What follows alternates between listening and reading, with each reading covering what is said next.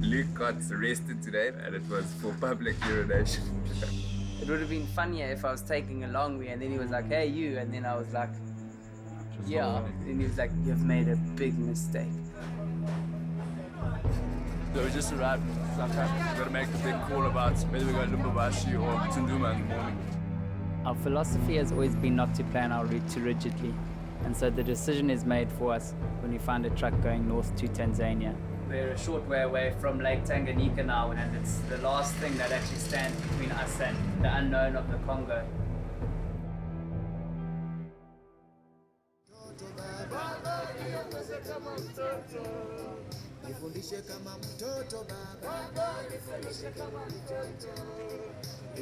So we've been having some story time and I've been saving this one. While we were in Sumbawanga, Tanzania, I was just walking down the street and this guy, he just called to me and invited me into his little pub for a drink. So I told him, I said, sorry, I don't have any money. And then he was like, no, I'll pay for it, don't worry. I'll treat you. So I thought, oh, this is weird. Anyway, we had a nice chat and stuff, and the whole time I was just like, there's some sort of hook here, you know. I don't know, but then eventually I just blew it off. And then as I was leaving, sure enough, he called me back. And he's like, listen, my friend. He's like, that lady that you're with. It's like, that lady that you're with. Can you organize me a date with her? What did you get out of it? I got a little rice cake thing. Oh, well, I want some. You do your job first, then you get your job. Okay, take one. Hi, my name's Jordan. My name's Luke. Donovan, I'm a filmmaker. Environmental science student. I've always wanted to go to the Congo since reading Joseph Conrad's Heart of Darkness. You know, it sort of depicted Africa as a savage and barbaric place, and it was something very different to what I'd experienced of Africa. I first heard about Mekele and Mbembe when I was about 10 years old. Got a very large body, neck like a diplodocus with a long tail. Most of the expeditions that have gone there haven't come back with anything solid. So yeah, it would just be the ultimate claim to find the thing. We heard of this Don. He was sort of just gung-ho enough to do it. It sounded wild, and these two dudes sounded crazy enough to pull it off. So I said, why not?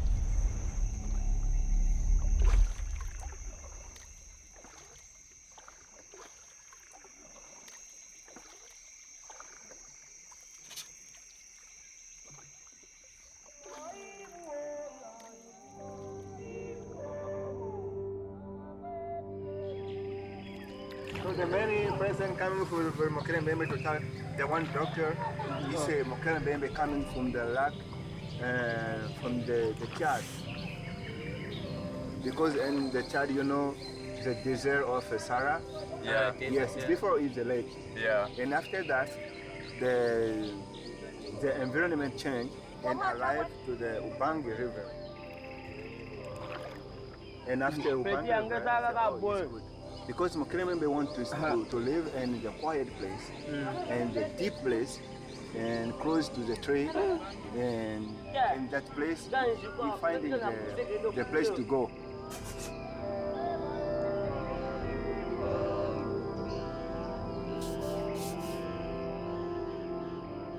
After leaving our home in South Africa, trekking through the heat of Botswana and Namibia, and then rushing through Zambia, Tanzania has been a welcome break. Now we're on our way to Lake Tanganyika, where we're hoping to find a boat that crosses into the DRC. Sumbawanga is the last main town before Lake Tanganyika, and no lifts seem to be leaving to the next stop, Kala. So we decide to take things into our own hands and hit the road.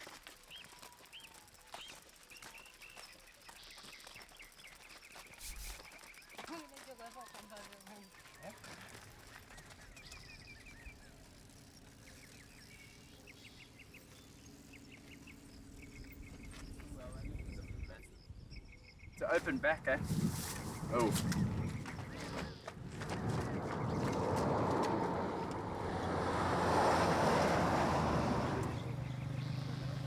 We have a banana fed cooker. How many white people have we had drive past us on this trip? Every white person is... We've got 100% fail rate with white lift.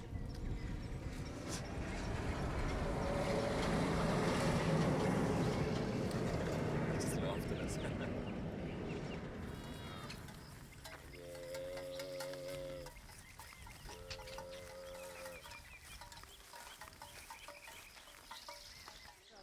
back on the road again. No one's picked us up. Feels like we're back in Botswana. Just walking along the road, walking and walking. Walk some more.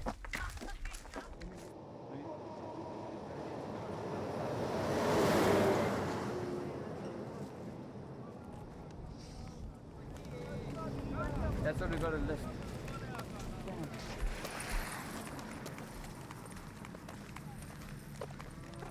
Well, that might be stopping for us, eh?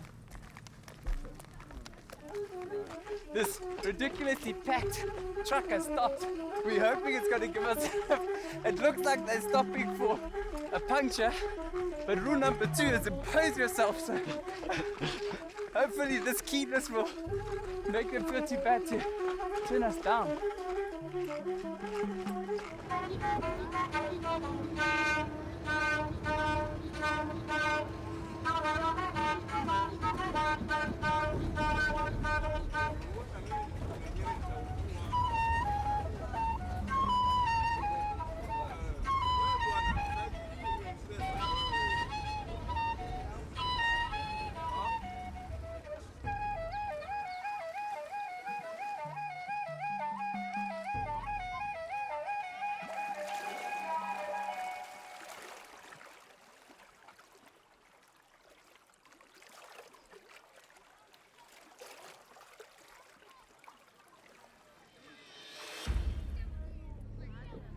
Lake Tanganyika is littered with little fishing communities, usually no more than 100 people strong. We're staying with the Rasta Stephen, who says he can help us find a boat going across to Congo, and the main form of transport is little ferries that taxi people from village to village. We're so far off the beaten track that roads are nearly non-existent.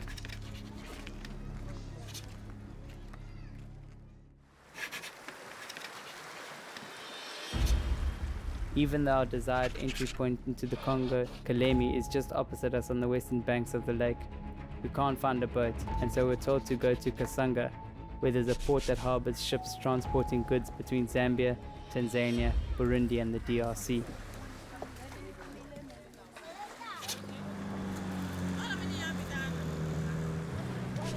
On a 2-hour taxi boat ride from Samasi to Kasanga.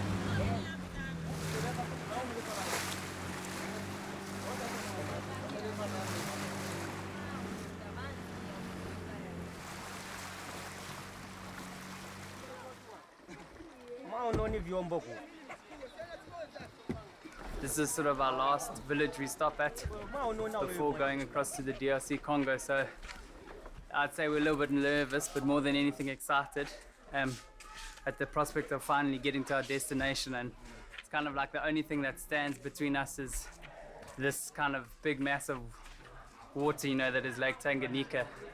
And so we're flipping stoked, but it will be quite an epic voyage. I don't know, I think it's somewhere around like 300-400 kilometers on water, so we don't know what's on the other side even, so it's kind of all from here is very much the unknown and stuff, so it's quite an enthralling experience.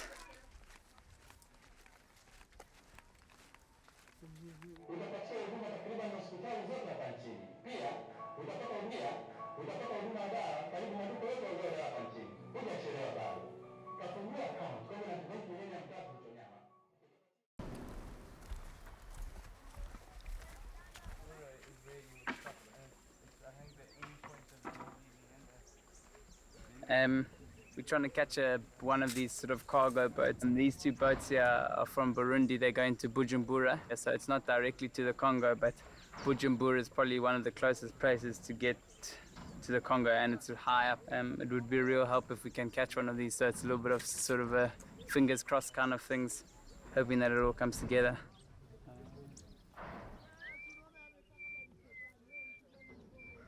Good news, bad news. Yeah, so the road just doesn't budge, like. It's because I started 50 and he's like, no, he's like, it is impossible. Is he saying 70 is okay? 70 is fine, yeah, but like 60 now. But 700 plus 140 equals 20,000 about. If you're going about 12. is about Surely it's more than that, eh? No, yeah. It's 2,000. 700 plus 140 is about 840 rand. Okay. Which 840 rand into 50. You don't know, actually, I mean, we're trying to get to the Congo. You don't know if there's any small boats that go to Kalemi, eh? Yeah. You have to take a car. See what happened there, Jordan. Okay, we're recording now. So our trip's taken a little bit of a turn for the worst. Hold on 1 second. Okay, go. So our Hold on 1 trip's- second, sorry. So our trip's taken a little bit of a turn for the worst.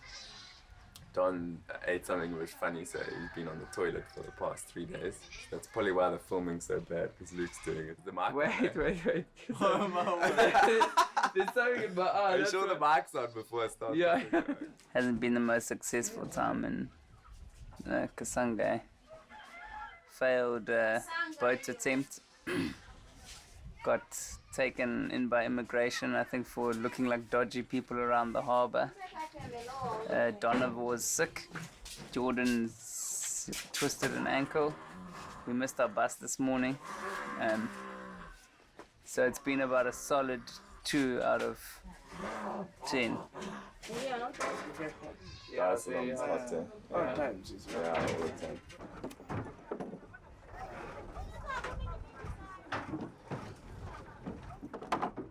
Unfortunately, there's no guidebook for hitching into the DRC. It's old school.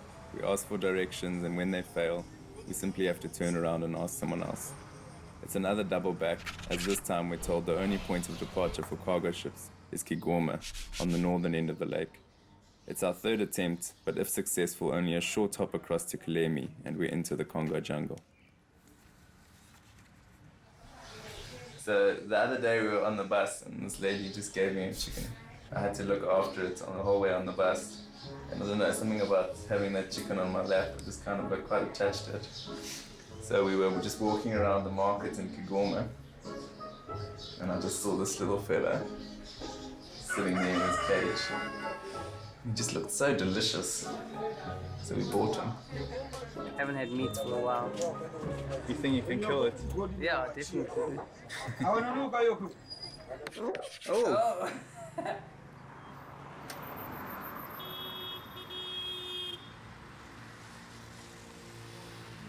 No, with the ships by the harbour. To catch a ship from here, we're gonna get a ship from here to Congo.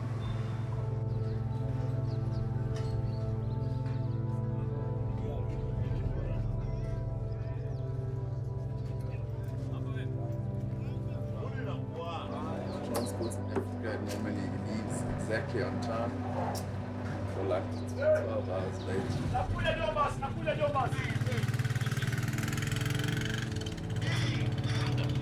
How long have we been waiting now?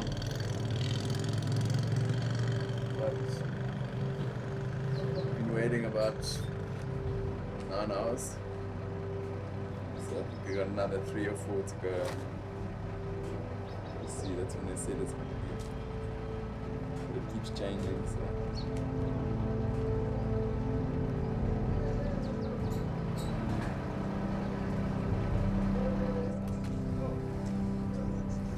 We've finally delivered the bad news.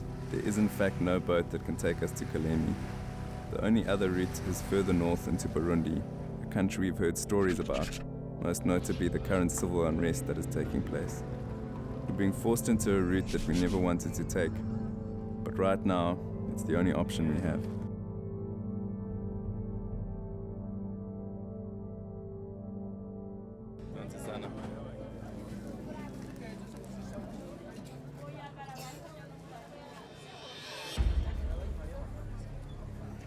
The feeling we get on the streets of Burundi suggests that we shouldn't be here. Roads on maps don't seem to exist in real life. Because of the political trouble, they're either closed or left untraveled for safety. We're quickly realizing that our biggest fear of having to go to Goma seems inevitable, as we're being pushed further and further north, deep into rebel territory.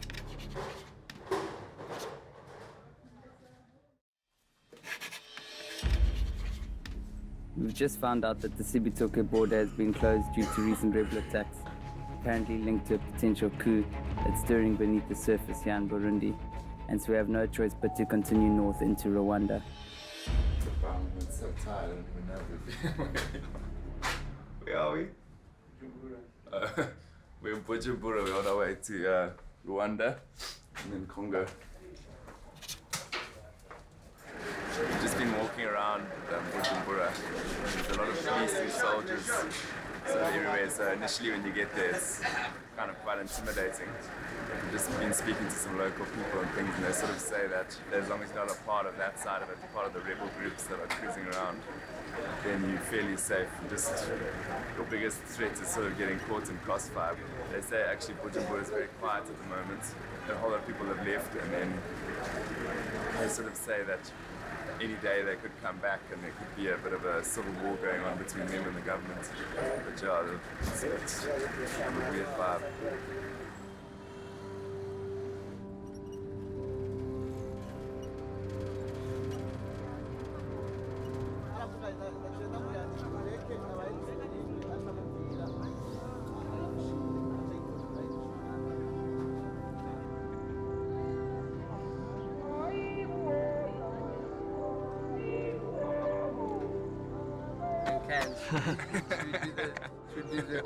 Okay, I'm rolling. So it's day 2 in Rwanda. Minus Robbie, he got stolen yesterday, which was a real bummer. We actually got held up at the border. And we had an absolute mission of getting the visas. We got kicked off our bus because obviously they couldn't wait for us. So And Robbie just cruised right on. yeah, he just stayed on the truck. It was quite hectic. Smuggled in the boot. Yeah. Now it's a little bit of a case of dealing with that sort of unluckiness. First good night's sleep in about a week, thanks to no Robbie in the room. Yeah, true. So we actually woke up in a good mood, Yeah, even the though Rob. we're missing him a little bit. Yeah, I missed the Rob. Had no one to eat my peanuts with this morning. That's fine, it's worth it.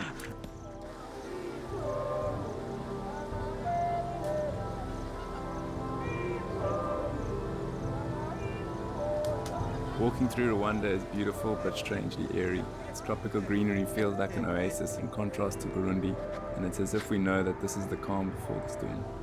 Despite the friendliness from officials, we're only given a 3-day transit visa, which means we have to rush through to the capital, Kigali.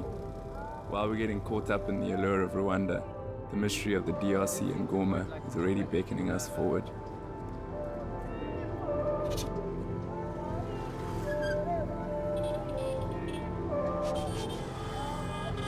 Yeah, we're still in Rwanda, Kigali. It's really nice. Rwanda is interesting because, like, from media and stuff, you think it's really like poor and kind of underdeveloped and got a lot of like political and power problems. But it's actually really nice, really relaxed. People seem very educated, a lot of English speakers, and it's kind of like even the rural areas are highly developed, so it's really nice.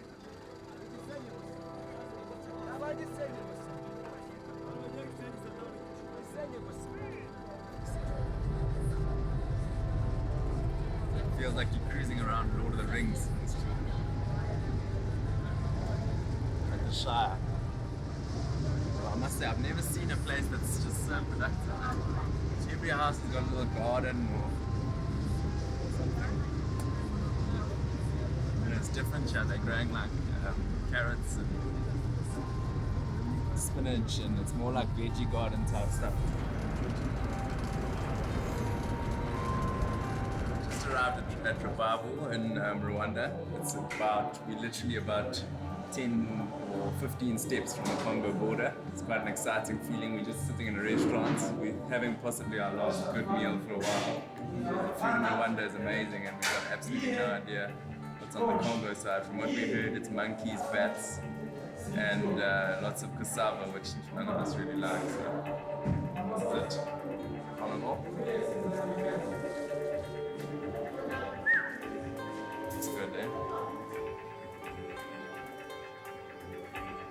Rwanda feels like a sanctuary in the middle of quite a volatile region in Africa. It's almost lulled us into a false sense of security as we now stand a couple meters away from Goma, dubbed the most dangerous city in the world. It's the capital of the infamous Kivu region, which has been plagued by rebel activity since armed conflict began in 2004. Leaving South Africa, this was the one place we promised we wouldn't go. But Africa, in all her splendor, has decided to take us on a journey we couldn't have thought up in our wildest dreams.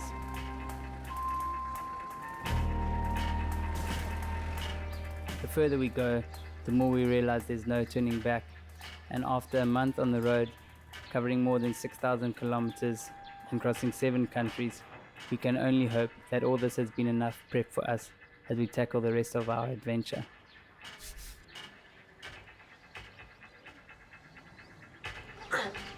We just spent a night in Goma, just crossing over to the DRC, and it's honestly one of the most hectic places we've stayed in so far. It kind of just looks like an old war town, like all the buildings just have massive holes and they're burnt.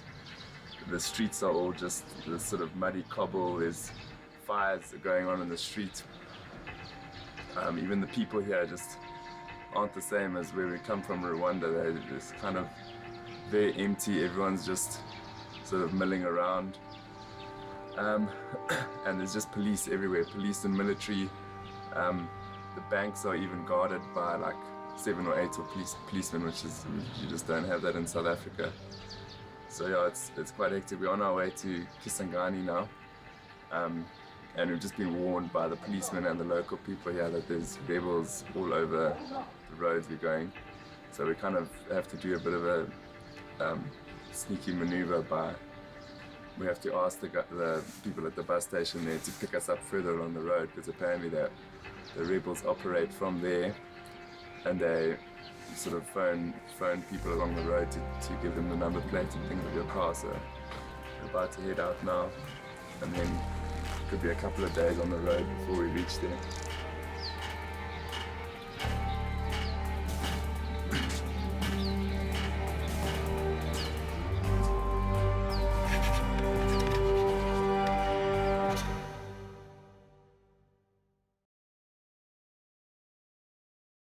We're slap bang in the middle of the Kivu region, set to travel up along the Rwanda and Ugandan borders, area infamous for rebel attacks. Are those they rebels from Rwanda or they from Congo? From Uganda. They kill and they run. Leaving home, we were warned of the violence and war that plagues Central Africa, and this is something which becomes plainly apparent that night. We're just sleeping here at the hospital with the car we were traveling with rolled, and the people were quite seriously injured. It really is the most hectic place I've ever been to.